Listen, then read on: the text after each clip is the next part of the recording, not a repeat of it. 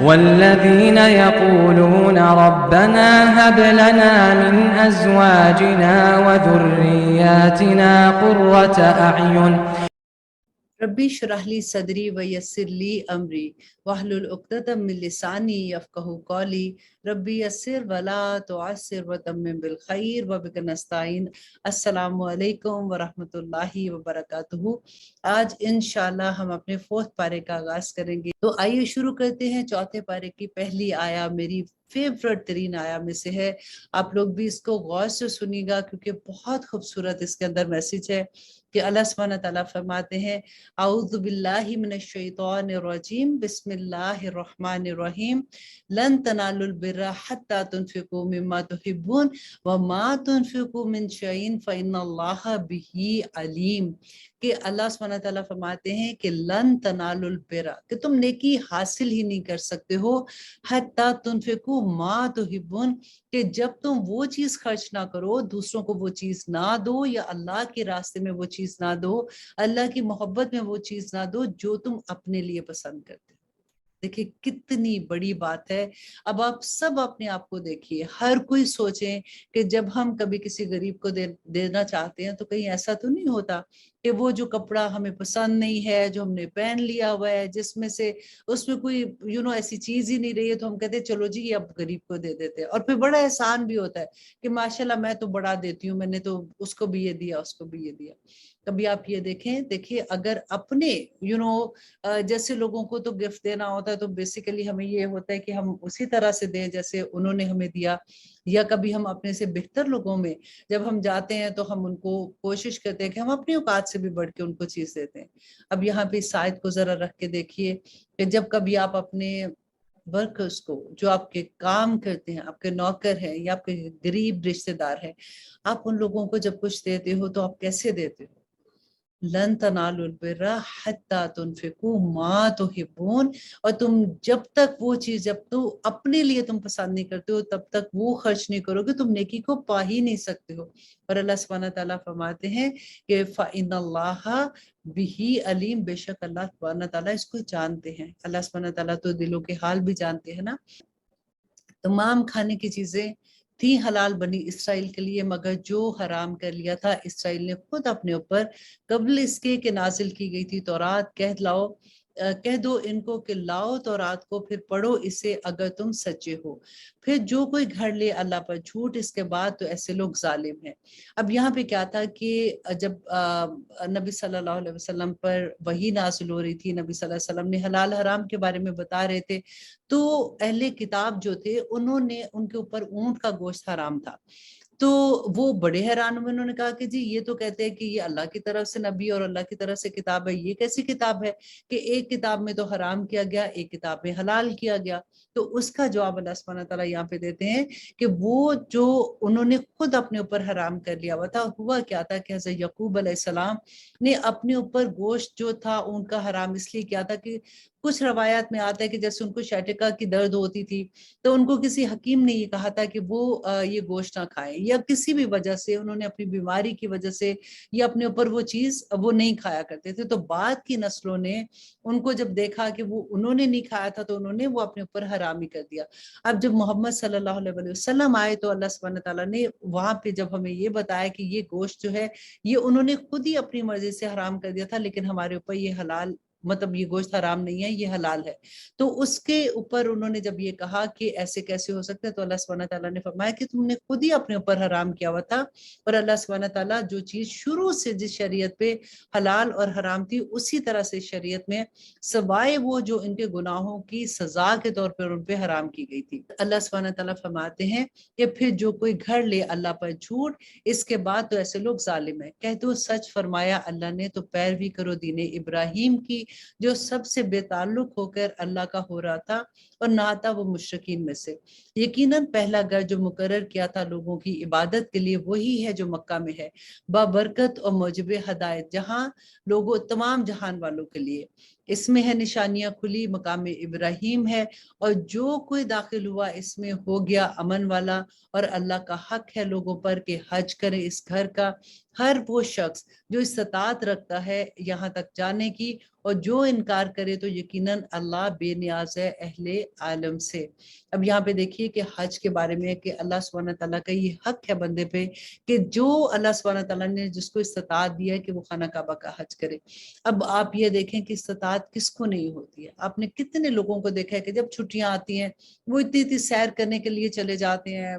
Family کے ساتھ چلے جاتے ہیں، ایسی ایسی جگہوں پہ اتنا پیسہ لگا دیتے ہیں، لیکن جب حج کی باری آتی ہے تو کہتے ہیں جی ابھی تو وقت نہیں ہے، ابھی تو بچے چھوٹے، ابھی تو یہ ہو گیا، بچوں کی شادیوں کے بعد جائیں گے۔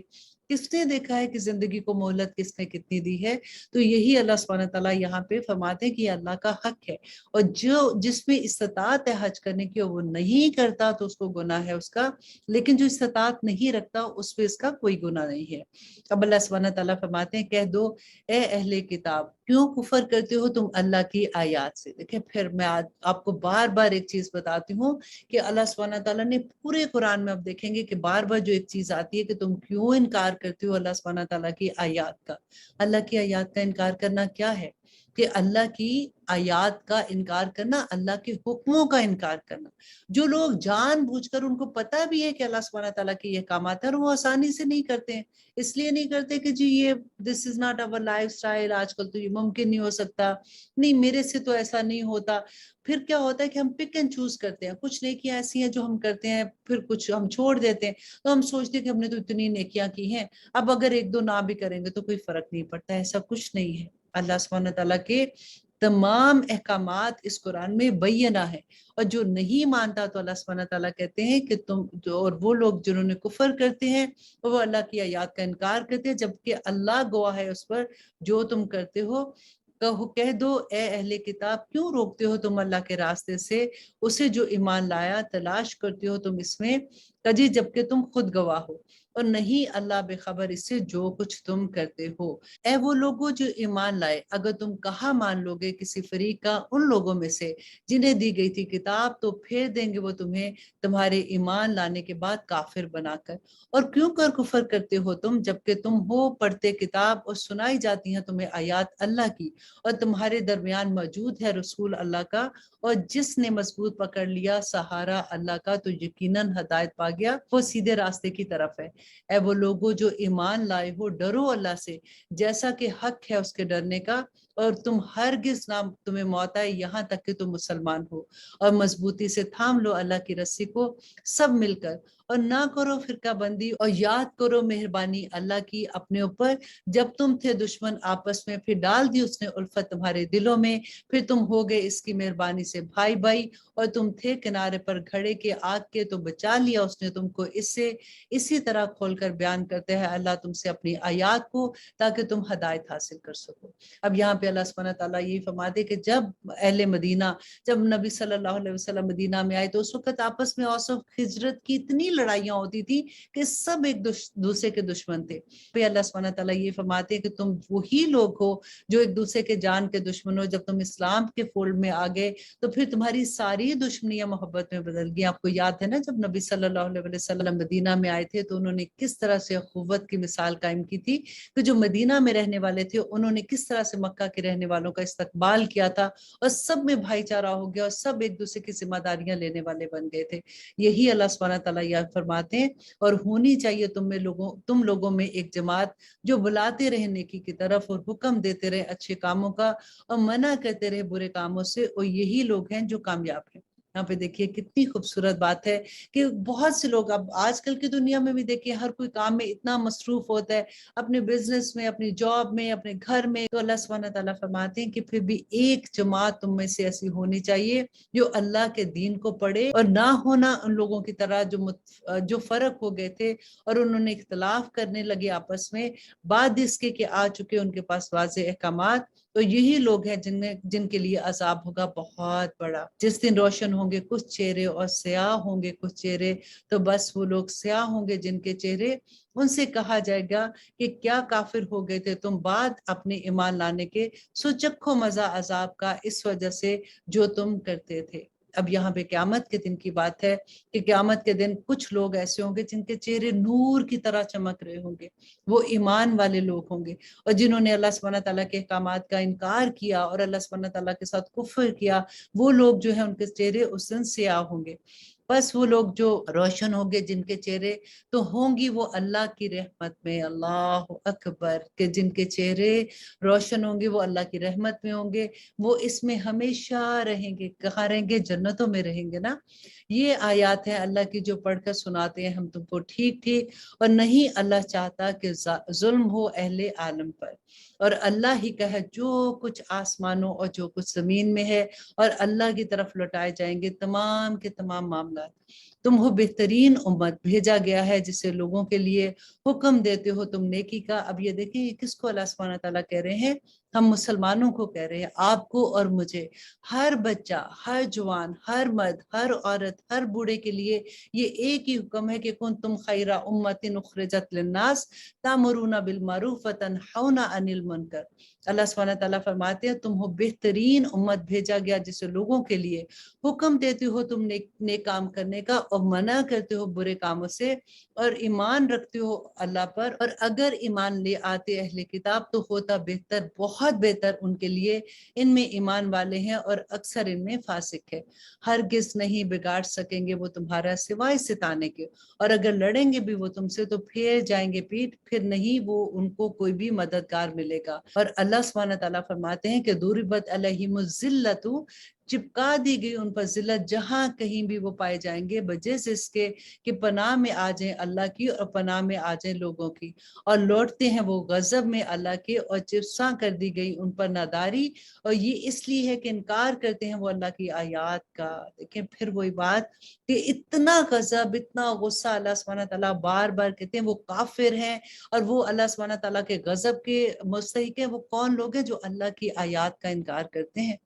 اور قتل کر دیتے ہیں نبیوں کو ناحق، یہ اس لیے کہ وہ نافرمانی کرتے تھے اور حد سے بڑے ہوئے ہیں۔ نہیں ہیں وہ سب برابر، اہل کتاب میں ایک جماعت قائم ہے حق پر، پڑھتے ہیں وہ اللہ کی آیات رات کے اوقات میں، اور وہ سربسجود بھی رہتے ہیں۔ یہاں پہ دیکھیے اللہ سبحانہ تعالیٰ ان کی تعریف بھی کر رہے ہیں، وہ لوگ جو اللہ کو یاد کرتے۔ دیکھیں جب تک نبی صلی اللہ علیہ وسلم پہ ایمان لانا فرض ہوا تھا نا، اس سے پہلے تک تو وہ لوگ جو بھی اپنے دین پہ تھے اور جو نیک کام کرتے تھے اور اپنے نبیوں پر ایمان لاتے تھے تو وہ مسلمان ہی تھے نا۔ وہ تو نبی صلی اللہ علیہ وسلم کے آنے کے بعد جنہوں نے نبی صلی اللہ علیہ وسلم پہ ایمان نہیں لائے اور اللہ کی وحدانیت پہ ایمان نہیں لائے اور وہ شرک کرتے تھے، تو ان کے بارے میں سارا غضب ہے۔ یہاں پہ اللہ سبحانہ تعالیٰ فرماتے ہیں کہ ایمان رکھتے ہیں وہ اللہ پر اور یوم آخرت پر، حکم دیتے ہیں وہ نیک کام کا اور منع کرتے ہیں برے کام سے، اور دوڑتے ہیں نیکیوں پر، اور یہی لوگ نیکوکاروں میں سے ہیں۔ اور جو وہ کریں گے کوئی نیکی، ہرگز نہیں ناقدری کی جائے گی اس کی، اور اللہ جانتا ہے متقیوں کو۔ بے شک وہ لوگ جنہوں نے کفر کیا ہرگز نہ کام آئیں گی ان کے مال اور نہ ان کی اولادیں اللہ کے مقابلے میں کچھ بھی، اور یہی لوگ اہل دوزخ ہیں اور وہ ہمیشہ ہمیشہ اس میں رہیں گے۔ مثال اس کی جو خرچ کرتے ہیں اس دنیا کی زندگی میں ایسی ہے جیسے ہوا جس میں ہو سخت سردی، اور وہ جا پڑے کھیتی پر، ایسے لوگوں کی جو ظلم کرتے تھے اپنے اوپر تو تباہ کر دے وہ اس کو، اور نہیں کچھ ظلم کیا ان پر اللہ نے بلکہ وہ خود اپنے اوپر ظلم کرنے والے ہیں۔ اے وہ لوگوں جو ایمان لائے، مت بناؤ راستہ سوائے اپنوں کے، نہیں کرتے کوتاہی وہ تمہاری خرابی میں، چاہتے ہیں کہ جس طرح ہو وہ تمہیں تکلیف پہنچائیں۔ ظاہر ہو چکی دشمنی ان کے منہوں سے، اور جو کچھ مخفی ہے ان کے سینوں میں وہ کہیں اس سے زیادہ ہے۔ بے شک کھول کر بیان کر دی اللہ سبحانہ تعالیٰ نے تمہارے لیے آیات اگر تم عقل رکھتے ہو۔ آپ کو یاد ہے ہم نے پہلے بھی پڑھا تھا کہ وہ کیا کہتے تھے اپنے لوگوں کو کہ ٹھیک ہے تم جاؤ نبی صلی اللہ علیہ وسلم کی مجلس میں بیٹھو، وہاں پہ سنو، اور پھر تم یہ کہہ دینا کہ ہم اسلام لے آئے، اور اگلے دن تم مرتد ہو جانا۔ اس سے لوگوں کو یہ لگے گا کہ دیکھو یہ تو پڑھے لکھے لوگ ہیں، کیونکہ وہ اہل کتاب تھے، اگر ان کو اسلام میں خیر نہیں نظر آئی تو پھر ہم بھی اسلام کی طرف نہیں جاتے ہیں۔ یہ ان کی سازش تھی، اور یہی اللہ سبحانہ تعالیٰ یہاں پہ بتاتے ہیں کہ ان کے سینوں میں اس سے بھی زیادہ دشمنی ہے، تو تم ان سے خیال سے رہنا کہ رازداری کی باتیں ان کو نہ بتانا۔ ویسے ملنا جلنے سے منع نہیں ہے، کیونکہ جب ہم ملیں گے تو تبھی ان کو تبلیغ کریں گے، تبھی ان کو اسلام کی دعوت دیں گے نا۔ اور آگے اللہ سبحانہ تعالیٰ فرماتے ہیں یہ تم کو وہ لوگ کے دوستی رکھتے رکھتے ہو ان سے، حالانکہ نہیں دوستی رکھتے وہ تم سے، اور ایمان رکھتے ہو تم سب کتابوں پر، جبکہ وہ تم سے ملتے ہیں تو کہتے ہیں کہ ہم ایمان لائے ہیں، اور جب تنہا ہوتے ہیں تو کاٹتے ہیں تم پر انگلیاں غصے میں۔ کہہ دو کہ مر جو اپنے غصے میں، یقیناً اللہ خوب جانتا ہے اس سے جو ان کے سینوں میں ہے۔ اگر پہنچتی تمہیں کوئی بھلائی تو برا لگتا ہے ان کو، اور اگر آ پڑے تم پر تکلیف تو خوش ہوتے ہیں اس پر، اور اگر تم صبر کرو اور تقوی اختیار کرو تو نہ نقصان پہنچا سکیں گے تمہیں ان کا فریب کچھ بھی، یقیناً اللہ اس کا جو کچھ وہ کرتے ہیں احاطہ کیے ہوئے ہے۔ اب یہاں پہ اللہ سبحانہ تعالیٰ جنگ احد کا واقعہ پیش کر رہے ہیں، اور ہم دیکھیں گے کہ اس میں ہمارے لیے کتنے سبق ہیں۔